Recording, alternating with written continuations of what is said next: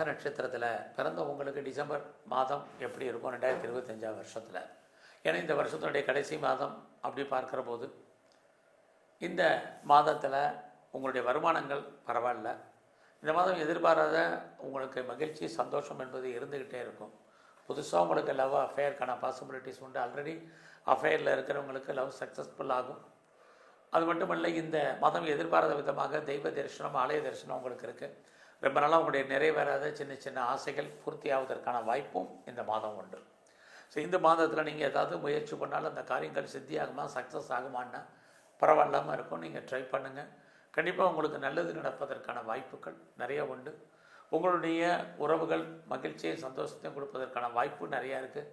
திரும்ப சொல்கிறது காரணம் எனி எல்லாம் உங்களுக்கு புரியும்னு நினைக்கிறேன்.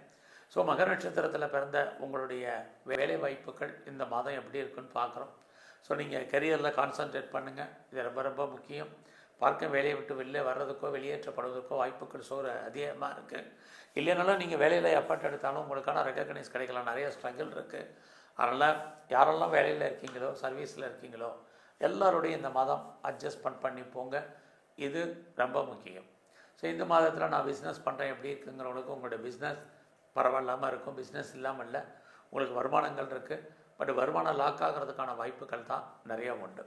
யாரெல்லாம் பெரிய லெவலில் ப்ரொடக்ஷன் சார்ந்த துறையில் இருக்கீங்களோ, உங்களோட ப்ரொடக்ஷனுக்கு தகுந்த சேல்ஸ் இருக்குது, ப்ராஃபிட் உண்டு.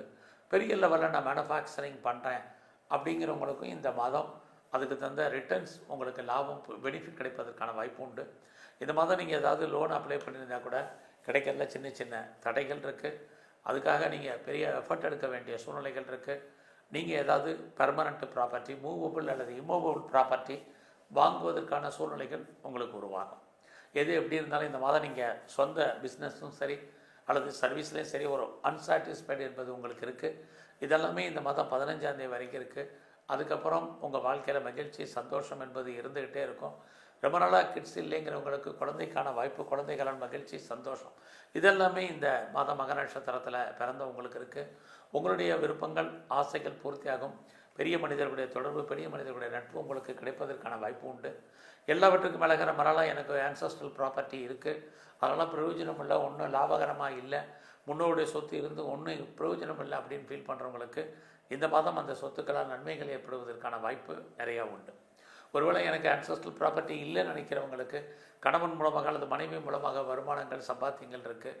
எதுவும் இல்லாதவங்களுக்கு ஏதாவது வராத அவுட்ஸ்டாண்டிங் பணங்கள் வர்றதுக்கான சூழ்நிலைகள், சுச்சுவேஷன் உங்களுக்கு உருவாகும். மணி ரொட்டேஷன் உங்களுக்கு இருக்குது. தேவையில்லாமல் யாருக்கும்